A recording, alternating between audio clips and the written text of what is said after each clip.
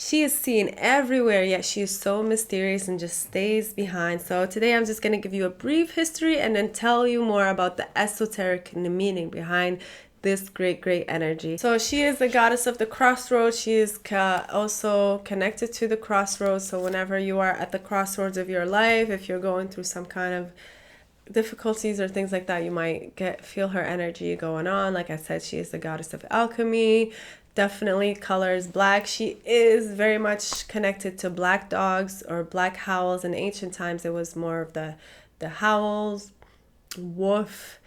Yes, the wolf, the black wolf. And do you know that black wolves are very rare actually? So in her form as Hecate, like I said, she is the triple goddess, the ancient Greek goddess of the threshold in between worlds. She does deal with necromancy. She deals with death and helping people transition, as well as she has dominion over demons. And the only other entity that I know that has this out of all the other ones is Thoth, which is Jehuti from ancient Egypt. And I love Thoth. He's the divine masculine energy, the god of wisdom. So both of them have dominion, which means that they can literally take on a entity, like any negative energy, negative demon or entity, and send it to wherever it needs to be sent so that it can get rid of its karma or whatever and then evolve into its next self, or however that works. I don't even know how that works, but she does have dominion over them, which means that even during possession, if someone was possessed by a demon or a negative energy or some kind of low vibrational entities have been bothering them, if Hecate works with you, if she is considered, like your patron and walks with you and all these things, then she will literally take on that demon. Or if somebody try to put like a curse on you, for example, in the use of jinn or demons, the genies, then Hecate is an energy that can be used to actually have dominion over them. That's very deep, that's very powerful. And as much as I know about her, I don't know anything. I'm still at the very beginning. She's very, very mysterious. Her energy shows up to me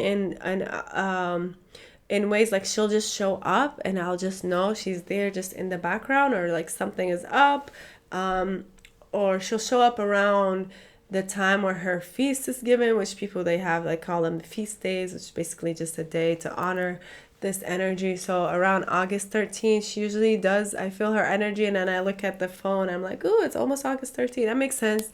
Or if something is just up in my life, I'll start to feel her energy before that thing even manifests, right before. And when someone even starts anything. This year, I started to feel this weird energy, and then something happened, like this energy showed up to me midway through dreams, and I woke up saying this prayer to scare it away, and literally within me, I was saying it in the dream, and as I was saying it, it woke me up, because that prayer is so powerful that I literally whatever it fled, and as it fled, I woke up and I was saying it. So around this time I was feeling her energy a lot too, so I was like, okay, that makes sense, Hecate, now I know why you're around, something is up, thank you.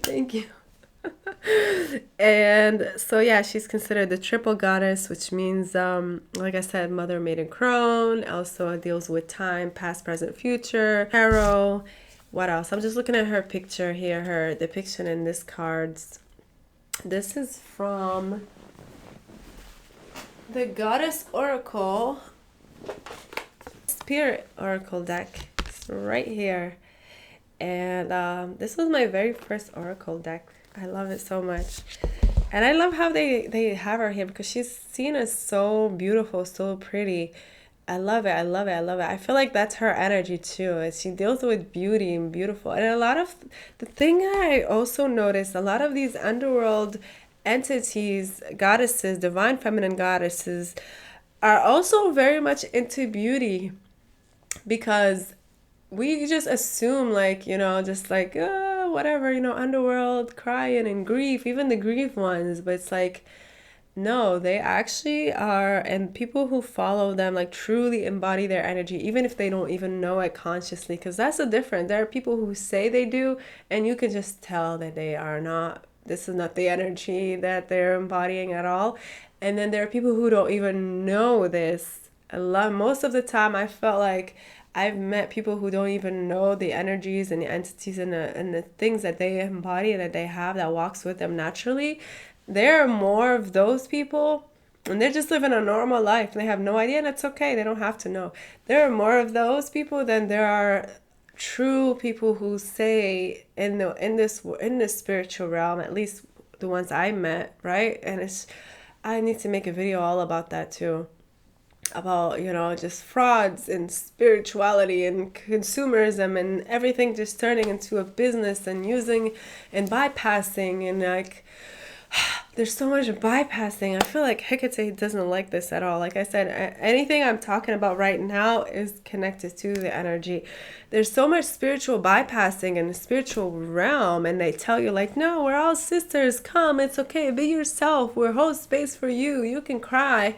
And the moment you are yourself, everybody's like, ooh, like, no, because there's a secret identity or an unspoken rules that you must follow, a mask that you must put on, and this mask requires that you pretend that you don't have a mask on, but they all have masks on. At least the ones I met.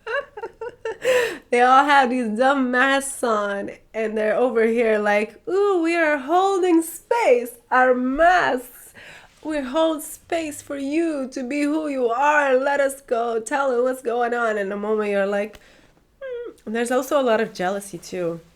I feel that she definitely connects, help you with jealousy, because in the spiritual realm, even people who like have, right, they have it and they know things and they've been initiated, blah, blah, blah, blah, blah, blah, blah, blah, blah. There's a lot of envious energy, because they see other people's lights, or they see someone else, and they're like, ooh, why does this person have this experience more than me? So depending on who you are and what you are given as your spiritual gifts and discernment, it is very important to keep protected, especially in ironically, actually, in spaces that you think you would be the most safest. That's when there's a lot of threatening energy that comes off as your friend, or not threatening. So just be careful from that. So some of her symbols are the snake. As you can see here, she has a snake around her, and we are right now in the year of the snake, which, by the way, even if we enter 2026, it's still going to be the year of the snake until the Chinese New Year, which is in February.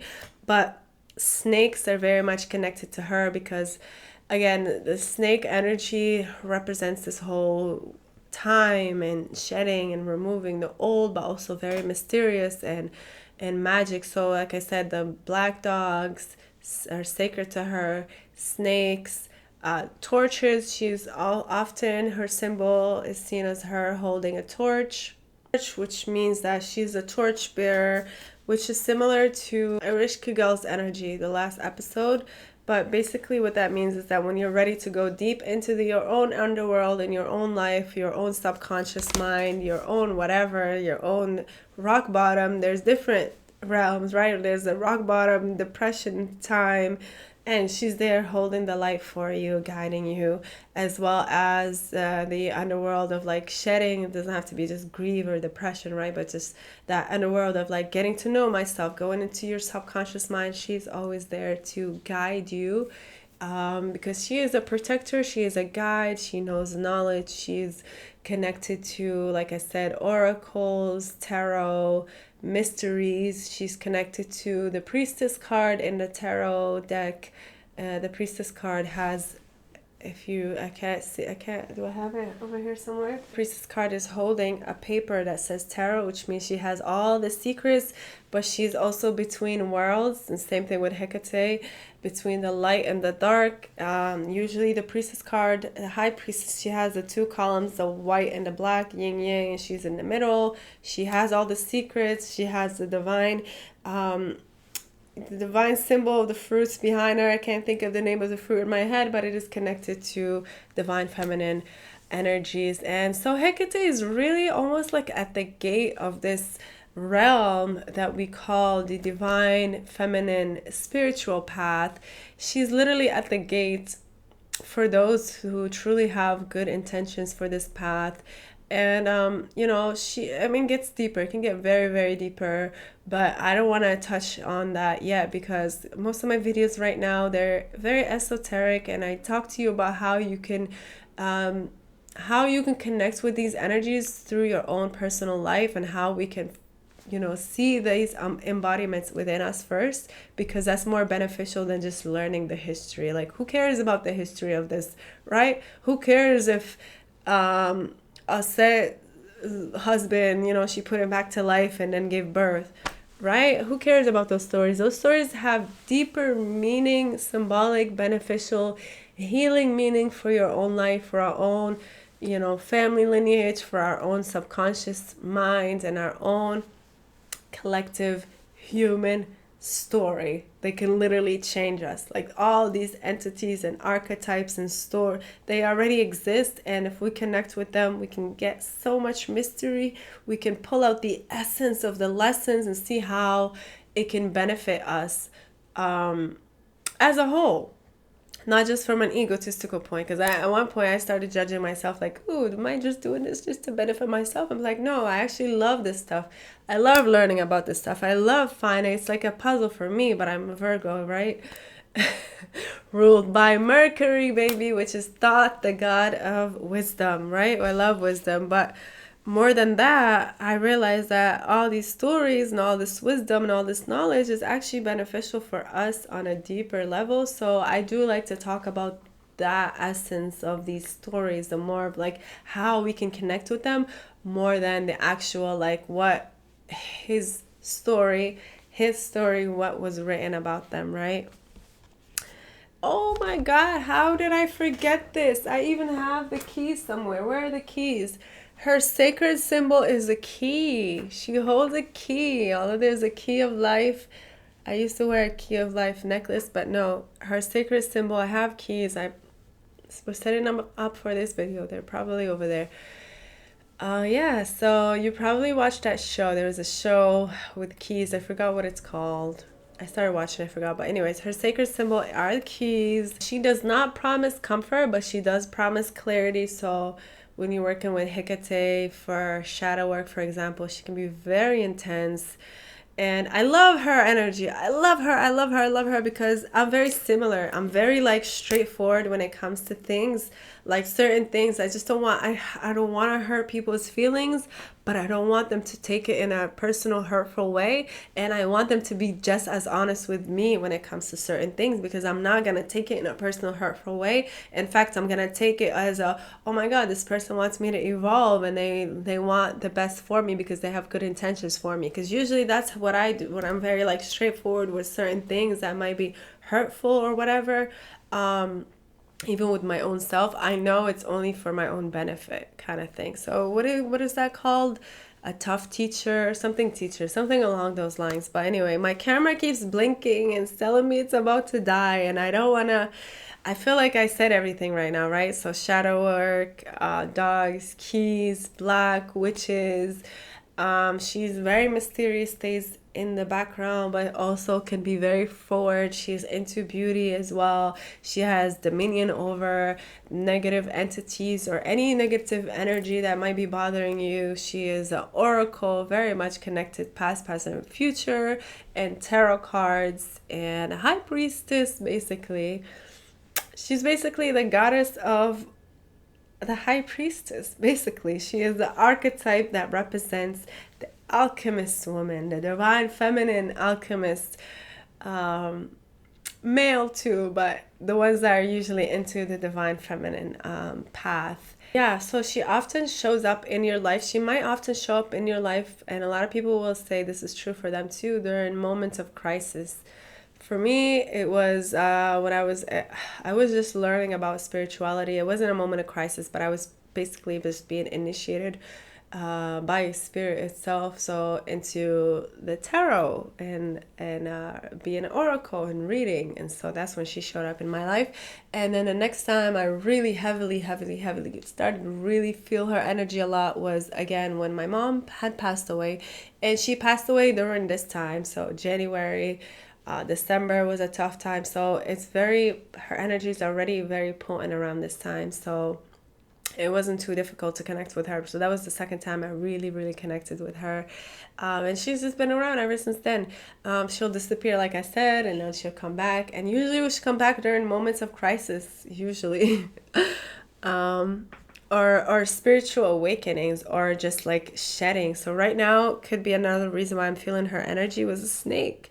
The snake's final shedding. And this year, especially this month, has been one of the most difficult months of my life when it comes to stability and like really knowing where I belong in the world. I don't think my safety has ever felt that threatened before to this extreme. It was very difficult, but through it all, I just kept reminding myself, like, okay, how do I do this? I just kept thinking about Ereshkigal because she was the last video I did, and it's so interesting because a lot of the messages I said in those last videos were meant, they helped me a lot, especially when I was going through those times, and some nights are darker than the others, right? And I was just facing, I was just be like, all right, what is this trying to teach me? All right, I'm in the midst of it, but I'm gonna be aware, and I'm gonna do the cycle differently than I would have had in the past, now that I am more, wiser or whatever. So her energy kept being a lot. Hecate kept coming through a lot, as well as Ereshkigal, but especially Hecate. And I was like, oh, maybe she's just coming through because this is the third video, and the next video I'm doing on the Dark Underworld Goddess Series. But no, that's not it. She was coming through because I am literally at the crossroads of my life as well.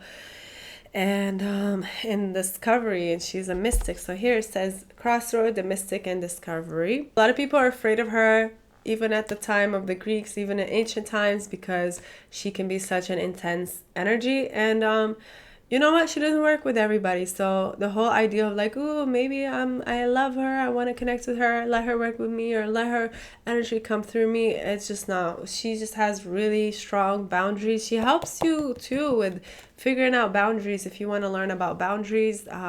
Anyways, if this video turns off before I say goodbye, thank you all for watching. I love you all, and goodbye now. But I'll try to talk as much as possible before ending it. But oh yeah, she's connected to honey, bread, garlic when it comes to food. And she doesn't really like desperation. So you don't go up to her when you're like, please. Although I've had moments where she was very motherly and holding for me specifically. But just speaking or hearing other people's stories and how she showed up for them, it was more of like, it wasn't like, please, I beg you, I need help, please help me. It was more like, thank you. They come to her with reverence and with like, yeah, it is done, right? We know you got this, we know you can do it, so thank you. We come to you with gratitude, basically. And I'm grateful she's been around me at this time, at least holding the torch.